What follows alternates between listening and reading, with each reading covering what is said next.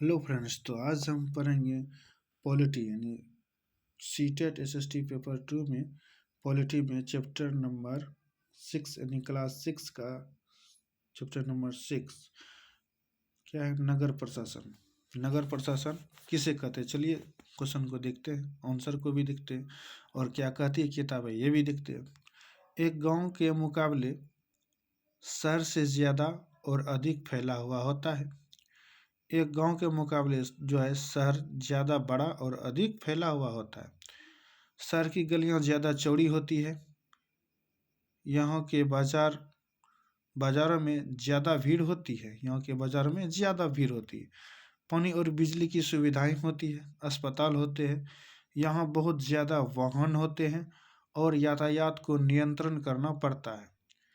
क्या आपने कभी सोचा है कि यह सब इतने सुचारू रूप से कैसे चलता है? कौन सी संस्था इन सब के लिए जिम्मेदार होती है? कैसे निर्णय लिए जाते हैं? कैसे योजनाएं बनाई जाती है? कौन लोग हैं जो यह सारा काम करते हैं? आइए उत्तर ढूंढने की कोशिश करते हैं। नगर प्रशासन में कौन कौन ये करते हैं, चलिए उत्तर ढूंढने की कोशिश करते हैं। इतवार की एक अलसाई हुई दोपहर थी। इतवार की एक अलसाई हुई दोपहर थी जब माला और उसके साथी शंकर, जहांगीर और रेहाना गली में क्रिकेट खेल रहे थे। शंकर ने बड़ा अच्छा ओवर फेंका था और रेहाना आउट होते होते बची थी। शंकर ने एक अच्छा ओवर फेंका था और रेहाना जो है आउट होते होते बची थी। रेहाना के आउट न होने से शंकर हताश हो रहा था। रेहाना जो है आउट नहीं हो रहा था, जिससे शंकर क्या हताश हो रहा था। इसलिए उसने इस उम्मीद से कि वह कैच आउट हो जाएगी, इसलिए उसने इस उम्मीद से कि वह कैच आउट हो जाएगी एक शॉर्ट बॉल फेंक दी। एक शॉर्ट बॉल फेंक दी। हुआ उल्टा ही। रेहाना ने इतनी तेजी से बल्ला घुमाया कि गेंद ऊपर गई और गली की ट्यूबलाइट टूट गई। रेहाना ने इतनी तेजी से बल्ला घुमाया कि गेंद जो है ऊपर चले गई और गली का ट्यूबलाइट टूट गई। रेहाना चिल्लाई, अरे यह मैंने क्या कर दिया? कौन चिल्लाई? रेहाना चिल्लाई। तो शंकर ने तपाक से बोला, अरे हम यह नियम बनाना भूल गए थे कि अगर तुम्हारी गेंद से गली की ट्यूबलाइट टूट जाएगी तो तुम आउट मानी जाओगी। शंकर जो है जब ट्यूबलाइट टूट गया तो शंकर तपाक से बोला, अरे यह तो हम भूल ही गए थे कि अगर तुम्हारी गेंद ट्यूबलाइट से गेंद से गली की ट्यूबलाइट टूट जाएगी तो तुम आउट हो जाओगी। तीनों ने ही तब शंकर को विकेट की चिंता छोड़ने के लिए कहा। तीनों खेल रहे थे, शंकर को विकेट की चिंता छोड़ने के लिए कहा, क्योंकि जो हुआ वे उस बारे में ज़्यादा चिंतित और परेशान हो रहे थे। जो हुआ उस बारे में चिंतित और ज़्यादा परेशान हो रहे थे।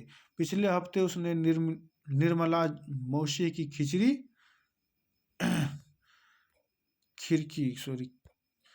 पिछले हफ्ते उसने निर्मला मौसी की खिड़की टूट गई थी। पिछले हफ्ते जो है उनसे निर्मला मौसी की खिड़की टूट गई थी, जिसको बदलने के लिए अपने जेब खर्च में से पैसे देने पड़े। क्या अब दोबारा जेब खर्च में से पैसे देंगे? पैसे देने पड़ेंगे। और यह पैसे देंगे किसको? गली की ट्यूबलाइट बदलता कौन है? माला का घर सबसे पास था, माला का घर सबसे नजदीक था। चारों भागकर माला के घर गए और उसकी माँ को सब कुछ बता दिया। सारी बात सुनकर माला की माँ ने कहा कि उन्हें इस बारे में कुछ खास तो पता नहीं, बस यही मालूम है कि नगर निगम की जिम्मेवारी होती है। किसने कहा? माला की माँ ने कहा कि नगर निगम की सारी जिम्मेदारी होती है। उन्होंने सुझाया यास्मीन खाला से पूछना चाहिए। उन्होंने सुझाव दिया कि यास्मीन खाला से पूछना चाहिए। वे हाल ही में नगर निगम से सेवा निवृत्ति हुई है। जाओ उनसे पूछ लो। और माला तुम जल्दी घर वापस आना, जाओ उनसे पूछ लो। और माला को कहा कि तुम जल्दी घर वापस आना। यास्मीन खाला उसी गली में रहती थी और माला की माँ से उनकी बहुत अच्छी दोस्ती थी। माला की माँ से जो है खाला मूसी की बहुत अच्छी दोस्ती थी। चारों दौड़कर खाला के घर पहुंचे और जैसे ही उन्होंने दरवाजा खोला वे एक साथ पूरा किस्सा सुनाने लगे। जैसे ही दरवाजा खोला वो चारों मिलकर एक साथ किस्सा को सुनाने लगे। उनका सवाल सुनकर यास्मीन खाला बड़े जोर जोर से हंस पड़ी और बोली, कोई एक व्यक्ति नहीं है जिसको तुम पैसा दे सकते हो? एक बहुत बड़ी संस्था होती है जिसको नगर निगम कहते हैं। कोई एक व्यक्ति नहीं है जिसको तुम यह पैसा दे सकते हो, यह एक बहुत बड़ी संस्था होती है। यह सड़कों पर रोशनी की व्यवस्था, कूड़ा इकट्ठा करने यानी सड़कों पर रोशनी की व्यवस्था एवं कूड़ा इकट्ठा करने, पानी की सुविधा उपलब्ध कराने और सड़कों व बाजारों की सफाई का काम करती है। माला बोली, हाँ हाँ, मैंने नगर निगम के बारे में सुना है। माला जो बोली, हाँ हाँ, मैंने नगर निगम के बारे में बहुत सुना है। मैंने शहर में बोर्ड देखे हैं जो नगर निगम द्वारा लोगों को मलेरिया के बारे में बताने के लिए लगाए जाते हैं। मैंने एक बोर्ड देखे हैं जो मलेरिया के बारे में बताते हैं। खाला बोली, तुम बिल्कुल सही कह रही हो। खाला बोली, तुम बिल्कुल सही कह रही हो। नगर निगम का काम यह सुनिश्चित करना भी है कि शहर में बीमारियां न फैले। यह स्कूल स्थापित करता है। यह जो है स्कूल स्थापित करता है और उन्हें जो है चलाता है। शहर में देखने दवा खाने और अस्पताल चलाता है। शहर में जो है दवा खाने भी चलाता है और अस्पताल भी चलाता है। कौन चलाता है? नगर निगम। यह बाग बगीचों का रखरखाव भी करता है। कौन करता है? नगर निगम। उन्होंने आगे जोड़ा, हमारा पुणे शहर भी बहुत ही बड़ा शहर है और यहाँ नगर प्रशासन चलाने वाले संस्थान को नगर निगम कहते हैं। छोटे कस्बों में इसे नगर पालिका, छोटे कस्बों में इसे क्या कहते हैं? नगर पालिका कहते हैं। क्या आप नगर पालिका के कार्यों की सूची बनाने में शंकर की मदद करेंगे? तो आप सूची बने नगर पालिका को क्या काम करते हैं? नाला बनाना, ट्यूबलाइट लगाना, ये सब सारे काम हैं। तो आप उनको एक सूची बनाए। अगला है नियम पार्षद एवं प्रशासनिक कर्मचारी। नियम पार्षद एवं प्रशासनिक कर्मचारी। यास्मीन खाला, मुझे बड़ी उत्सुकता हो रही है कि यह फैसला कौन लेता है कि पार्क कहाँ बनाया जाए। जब आप नगर निगम में काम करती थी तो क्या ऐसे मजेदार निर्णय लेने भी पड़ते थे? रेहाना ने पूछा। ये किसने पूछा? रेहाना ने पूछा। खाला ने जवाब दिया, नहीं रेहाना, मैं तो निगम के लेखा विभाग यानी कि अकाउंट लेखा विभाग जो है अकाउंट में थी। बस लोगों की मासिक तनख्वाह की पर्चियां बनाती थी। चूंकि शहर का आकार बहुत बड़ा था, मासिक जो है वेतन की तनख्वाह पर्चियां बनाती थी। इसलिए नगर निगम के कई निर्णय लेने होते हैं। इस तरह जो है शहर को साफ रखने के लिए बहुत काम करना पड़ता है। ज्यादातर निगम पार्षद ही यह निर्णय लेते हैं कि अस्पताल या पार्क कहाँ बनेगा। कौन सा लेते हैं? निगम ही निर्णय लेते हैं कि अस्पताल या पार्क कहाँ बनेगा। शहर को अलग अलग वार्डों में बांटा जाता है और हर वार्ड से एक पार्षद का चुनाव होता है। नगर निगम के कुछ निर्णय ऐसे होते हैं जो सारे शहर को प्रभावित करते हैं। ऐसे जटिल निर्णय पार्षदों के समूह द्वारा लिए जाते हैं। किसके लिए जाते हैं? पार्षदों के समूह द्वारा लिए जाते हैं। कुछ पार्षद मिलकर समितियां बनाते हैं। जो विभिन्न मुद्दों पर विचार विमर्श करके निर्णय लेती है। उदाहरण स्वरूप एक बस स्टैंड को बेहतर बनाना है, या किसी भीड़ भाड़ वाले बाजार का कचरा ज्यादा नियमित रूप से साफ करना है, या फिर शहर के मुख्य नाले की सफाई होनी है। ये सभी नगर निगम पार्षद ही करते हैं। पार्षदों की समितियां ही पानी, कचरा जमा करने और सड़कों पर रोशनी आदि की व्यवस्था करती है। नगर निगम पार्षद ही ये सब करती है। जब एक वार्ड के अंदर की समस्या होती है तो वार्ड के लोग पार्षद से संपर्क कर सकते हैं। जब वार्ड के अंदर ऐसी समस्या होती है तो वार्ड के लोग पार्षद से, नगर निगम पार्षद से संपर्क कर सकते हैं। उदाहरण के लिए, अगर बिजली की खतरनाक तार लटक कर नीचे आ जाए तो स्थानीय पार्षद बिजली विभाग के अधिकारियों से बात करने में मदद कर सकते हैं। अगर बिजली के तार कोई खतरनाक जो है लटक रहा है तो उनको पार्षद बिजली विभाग में बात कर सकते हैं। जहां पार्षदों की समितियां एवं पार्षद विभिन्न मुद्दों पर निर्णय लेने का काम करती है, वहीं उन्हें लागू करने का काम आयुक्त यानी कि कमिश्नर और प्रशासनिक कर्मचारी करते। कौन करते हैं? प्रशासनिक कर्मचारी करते। उनको लागू करने का काम आयुक्त और प्रशासनिक कर्मचारियों की सरकार द्वारा नियुक्ति की जाती है। आयुक्त और प्रशासनिक कर्मचारियों की कौन नियुक्ति करता है? सरकार द्वारा नियुक्त किए जाते हैं। जबकि पार्षद निर्वाचित होते हैं। जबकि पार्षद जो है क्या होते हैं? निर्वाचित होते हैं, मतलब कि वोट के द्वारा चुने जाते हैं। तो नगर निगम में यह निर्णय लिए कैसे जाते हैं? तो नगर निगम में यह निर्णय कैसे लिए जाते हैं? रेहाना ने पूछा। वह कभी सूचना बंद ही नहीं करती। रेहाना ने पूछा तो नगर निगम में यह निर्णय कैसे लिए जाते हैं? वह कभी सूचना बंद ही नहीं करती। बच्चों के सवालों से खुश होते हुए यास्मीन खाला ने जवाब दिया, सारे वार्डों के पार्षद मिलते हैं और सबकी सम्मिलित राय से एक बजट बनाया जाता है। उसी बजट के अनुसार पैसा खर्च किया जाता है। पार्षद और वार्ड दोनों मिलकर के एक बजट बनाते हैं, उसके अनुसार से पैसा खर्च किया जाता है। पार्षद यह प्रयास करते हैं कि उनके वार्डों की विशिष्ट जरूरतें परिषद के सामने रखी जा सके। पार्षद जो है बहुत प्रयास करता है कि उनके वार्डों की विशिष्ट जरूरतें परिषद के सामने रखी जा सके। फिर ये निर्णय प्रशासनिक कर्मचारियों द्वारा क्रियान्वित किए जाते हैं। खाला बड़ी खुशी थी क्योंकि किसी बड़े व्यक्ति ने तो आज तक उनके कामों के बारे में पूछा ही नहीं था। खाला जो है बहुत खुशी थी क्योंकि उनको आज तक नहीं पूछा था। बच्चों के सवालों ने उन्हें अपने अनुभव बांटने का एक मौका दिया। बच्चों के सवालों ने उसका जो अनुभव था उनको बांटने का एक मौका दिया। नगर निगम को पैसा कहाँ से मिलता है? नगर निगम को पैसा कहाँ से मिलता है? चलिए इसके बारे में पढ़ते। इतने सारे काम करने के लिए बहुत सारा पैसा चाहिए। निगम यह राशि अलग अलग तरीकों से इकट्ठा करता है।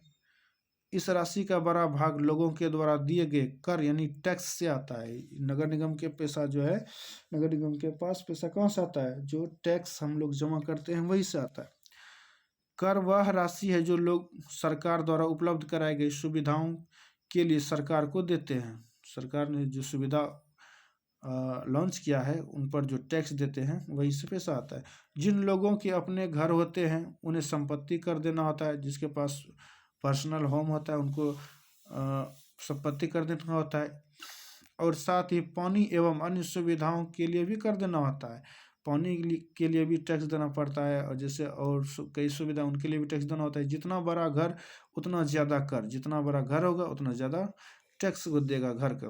निगम के पास जितना पैसा आता है उसमें संपत्ति कर से केवल 25 से 30% पैसा ही आता है। संपत्ति कर से कितना आता है? 25 से 30% ही पैसा आता है। शिक्षा पर भी कर लगता है। अगर आप किसी दुकान या होटल के मालिक हैं तो उस पर भी कर देना पड़ता है। अगर यदि आप पढ़ते भी हैं, अगर पढ़ते हैं तो उसमें रजिस्ट्रेशन वगैरह सब जो होता है उस शिक्षा पर खर्चा तो उस पर भी कर लगता है, उस पर भी टैक्स लगता है। अगर आप किसी दुकान या होटल का मालिक है, अगर यदि आप कोई दुकान चलाते हैं उनका मालिक है तो उस पर भी कर लगता है। अगली बार जब आप सिनेमा देखने जाइएगा तो टिकट पर ध्यान से देखिएगा। हमें मनोरंजन के लिए भी कर देना पड़ता है, मतलब कि एंटरटेनमेंट के लिए भी टैक्स लगता है। इस तरह अमीर लोग संपत्ति कर देते हैं, वही जनसंख्या का एक बड़ा हिस्सा सामान्य तरह के कर अधिक देता है। जनसंख्या का एक बड़ा हिस्सा सामान्य तरह के कर अधिक देता है। जनसंख्या का एक बड़ा हिस्सा सामान्य कर के तरह बहुत अधिक देता है।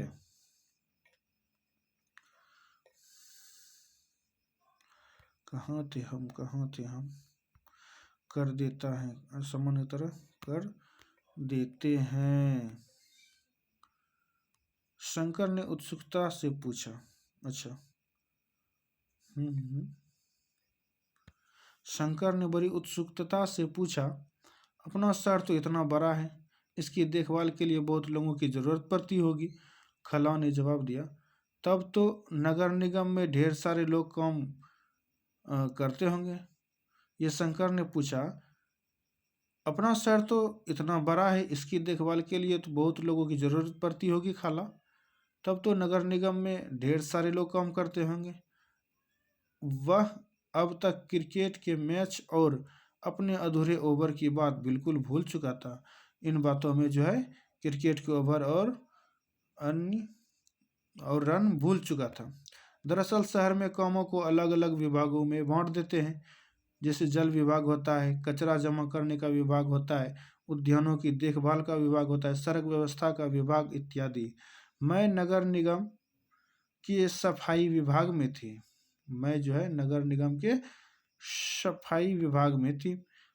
उसी के लेखा विभाग में हिसाब किताब का काम करती थी। खाला बड़े इत्मीनान से बता रही थी। ये कौन बता रही थी? खाला। फिर बच्चों के खाने के लिए रसोई से कबाब लाने चल पड़ी। बच्चों के खाने के लिए रसोई से कबाब लाने चल पड़े। जहांगीर ने रसोई में खड़े खड़े तेजी से अपने कबाब खा लिए। जहांगीर ने खड़े खड़े ही रसोई में बड़े तेजी से जाकर कबाब खा ली। फिर ऊंची आवाज में वही से बोला, यास्मीन खाला, नगर निगम जिसे कूड़े कचरे को इकट्ठा करता है वह जाता कहाँ है? ये खाते हुए उसने बोल दिया, बाकी बच्चे अभी कबाब खा ही रहे थे। बाकी बच्चे अभी कबाब खा ही रहे थे, यास्मीन खाला ने बताना शुरू किया। इस सवाल का जवाब बड़ा मज़ेदार है। जैसा कि तुम जानते हो कि कचरा लगभग हर गली में ही फैला रहता है। पहले हमारे पड़ोस का भी यही हाल था। पहले हमारे पड़ोस का भी यही हाल था।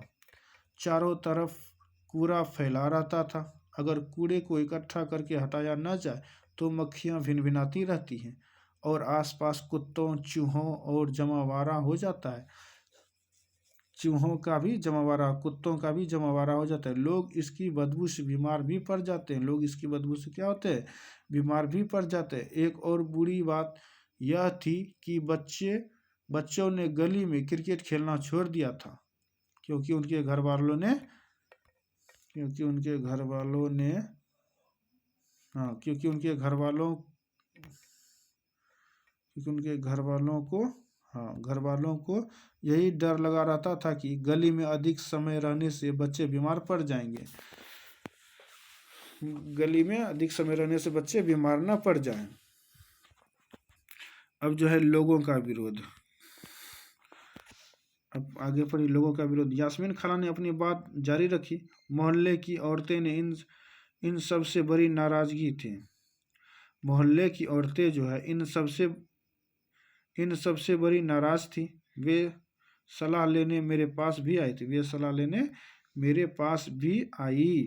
मैंने उन्हें कहा कि मैं विभाग के किसी अधिकारी से इस मामले में बात करने की कोशिश करूंगी, मगर मैं भी निश्चित तौर पर यह बात नहीं कर सकती कि इसमें कितना समय लगेगा। इस पर गंगाबाई ने बताया कि हमें अपने वार्ड पार्षद के पास इस समस्या को लेकर जाना चाहिए। आखिर वोट देकर उसे हमने चुना है। यह किसने बताया? गंगाबाई ने कहा कि हमें जो है वार्ड पार्षद के पास इस समस्या को लेकर जाना चाहिए। आखिर हमने वोट देकर जो उनको चुना है उसके सामने हमें विरोध प्रदर्शन करना चाहिए। उसके सामने हमें इसका विरोध और प्रदर्शन करना चाहिए। गंगाबाई ने महिलाओं के एक छोटे से समूह को इकट्ठा किया और पार्षद के घर पहुंच गई। सभी औरतें घर के सामने जाकर नारे लगाने लगी। तब पार्षद घर के बाहर निकले और उन्होंने उनकी समस्या के बारे में पूछा। गंगाबाई ने अपने मोहल्ले की खराब हालत बयान की। गंगाबाई ने अपने मोहल्ले की जो है खराब हालत बताया। पार्षद ने उन महिलाओं से वादा किया कि वे अगले दिन उनके साथ आयुक्त से मिलने जाएंगे। साथ ही उन्होंने गंगाबाई को मोहल्ले के सारे वयस्कों से एक अर्जी पर दस्तखत करवाने के लिए कहा और सभी महिला से दस्तखत करवाने के लिए कहा। अर्जी यह थी कि उनके मोहल्ले से कचरा उठाने की नियमित व्यवस्था की जाए।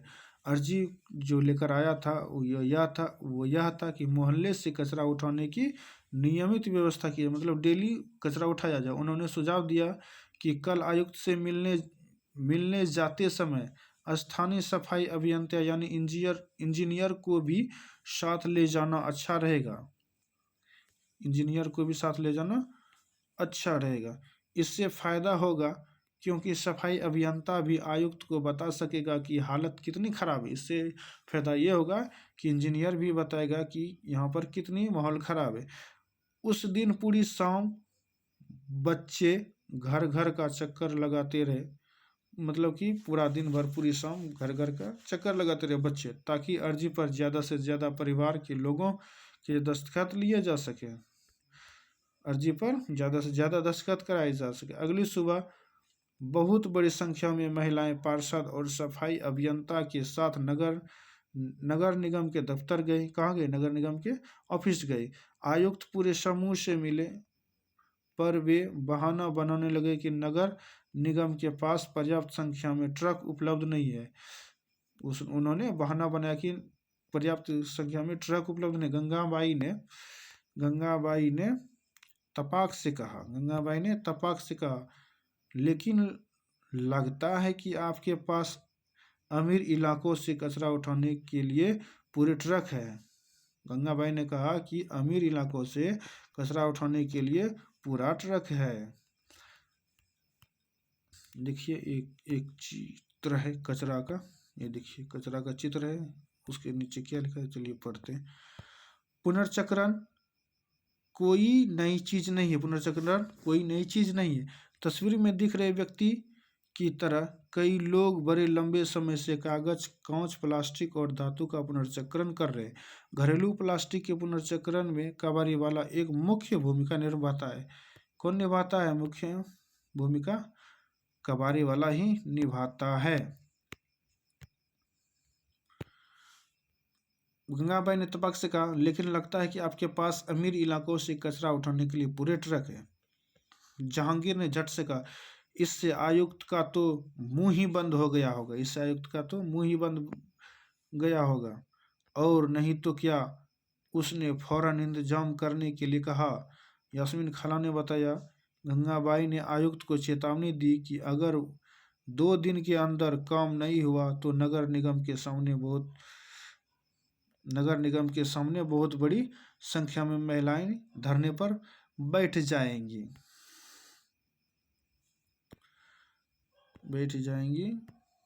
और आगे है, हाँ, तो क्या गलियां की सफाई हो गई? रेहाना ने झट से पूछा, जो कभी चीजों को अधूरा नहीं छोड़ती थी। 2 दिन तक कुछ भी नहीं हुआ। वो तो जब एक बहुत बड़े समूह ने विरोध प्रदर्शन किया, जोरदार नारे लगाए, तब जाकर बात मानी। 2 दिन तक जो है कुछ नहीं हुआ। अब मोहल्ले की सफाई नियमित रूप से होने लगी। यह तो बिल्कुल बम्बैया सिनेमा की तरह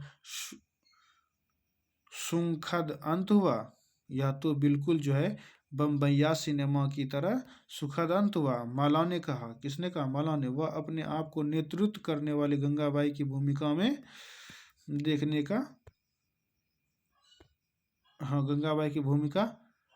देखने का सपना देख रही थी। क्वेश्चन बन सकता है, क्या गंगाबाई किस बात का विरोध कर रही थी? कि वो ट्रक के बारे में। आपके हिसाब से गंगाबाई ने पार्षद के पास जाने की बात क्यों सोची? आप लिखिए, एक क्वेश्चन बन सकता है।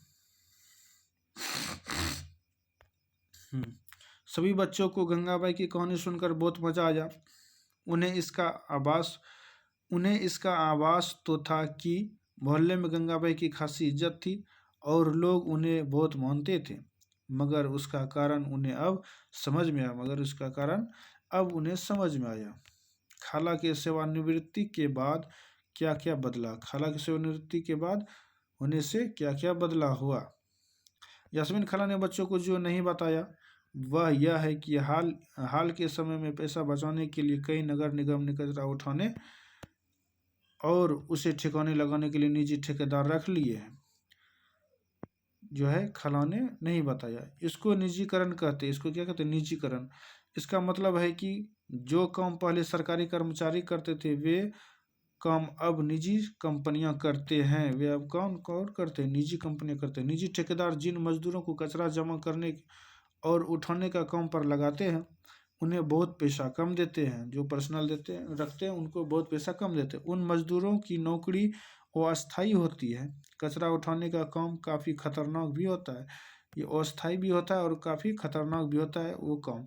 अक्सर उनके पास अपनी सुरक्षा के साधन नहीं होते हैं। जो है अपनी सुरक्षा के लिए साधन नहीं होते। अगर काम करते हुए वे घायल हो जाएं तो उनकी देखभाल करने वाला कोई नहीं होगा। ये सब होता है प्राइवेट काम में, जो कि रखता है निजी कंपनी वाला। बच्चों ने खाला का शुक्रिया अदा किया और जाने के लिए उठ खड़े हुए। जाते जाते रेहान ने कहा, खाला बस एक आखिरी सवाल है। घर पर अभी जो 2 कूड़ेदान हैं वो भी क्या गंगाबाई का ही सुझाव था? ये किसने कहा? ये रेहाना ने कहा। किसने किया? बच्चों ने खाला का शुक्रिया अदा किया और जाने के लिए किसने कहा? रेहाना ने। खाला हंसने लगी, बोली, अरे अरे अरे नहीं नहीं, यह तो नगर निगम ने ही सुझाव दिया था कि हम खाने पीने और गलने वाली चीज़ों को एक कूड़ेदान में डालें और प्लास्टिक, कांच जैसी न गलने वाली चीज़ों को दूसरे कहाँ है जी, दूसरे कुरान में दें। जब हम अपने कचरे की छटाई कर देते हैं तो निगम वालों का काम थोड़ा आसान हो जाता है। जब हम कचरे की छटाई कर देते हैं तो नगर निगम वालों का काम थोड़ा आसान हो जाता है। बच्चों ने इतने सारे सवालों का जवाब देने के लिए खाला का फिर से शुक्रिया अदा किया और टहलते हुए गली की तरफ चल पड़े। बहुत देर हो चुकी थी और उन्हें जल्दी से जल्दी घर पहुंचना था। आज हमेशा के मुकाबले गली में अंधेरा थोड़ा ज़्यादा था। उन्होंने ऊपर देखा, फिर मुस्कुराते हुए एक दूसरे को देखा और वापस खाला के घर की तरफ दौड़ पड़े। जो इन सब सारी बातों में जो था, ट्यूबलाइट जो फूट गया था उनको भूल गया था। रास्ते में जब अंधेरा हुआ तो उनको याद आया, उनको ट्यूबलाइट को देखा और फिर दौड़ते हुए खाला के पास चले गए। 1994 में सूरत शहर में भयंकर प्लेग फैला था। कितने ईस्वी में? 1994 में बहुत भयंकर प्लेग फैला था। सूरत भारत के सबसे गंदे शहर में से एक था। सूरत जो है भारत के सबसे गंदे शहर में से नंबर 1 पर था। लोग घरों का और होटलों का भी कूड़ा कचरा पास की नाली में या सड़क पर ही फेंक देता था। होटल का भी जो कचरा था और घर का भी कचरा सड़क के नाली में ही फेंक देता था या सड़क पर फेंक देता। इससे सफाई कर्मचारी को कूड़ा कचरा उठाने तथा उसे ठिकाने लगाने में काफ़ी मुश्किल होती थी। ऊपर से नगर निगम अपना काम नियमित रूप से नहीं कर रही थी। ऊपर से जो है नगर निगम नियमित रूप से काम नहीं करती, जिससे स्थिति और भी बदतर हो गई। प्लेग हवा के जरिए फैलता है। प्लेग किसके जरिए फैलता है? हवा के जरिए फैलता है। जिन लोगों को प्लेग हो जाए उन्हें दूसरों से अलग रखना पड़ता है। जिसको प्लेग हो जाए उन्हें दूसरे से अलग रहना पड़ता है। सूरत में उस साल बहुत से लोगों ने अपनी जान गंवाई। कितने ईस्वी में? 1994 ईस्वी में। करीब 3 लाख से अधिक लोग शहर को छोड़ना पड़ा। करीब 3 लाख से भी अधिक लोगों को शहर छोड़ना पड़ा। प्लेग के डर ने एक अनिवार्य कर दिया। प्लेग के डर ने यह अनिवार्य कर दिया कि नगर निगम मुस्तैदी से काम करे। सारे शहर की अच्छी तरह से सफाई हुई। आज की तारीख में चंडीगढ़ के बाद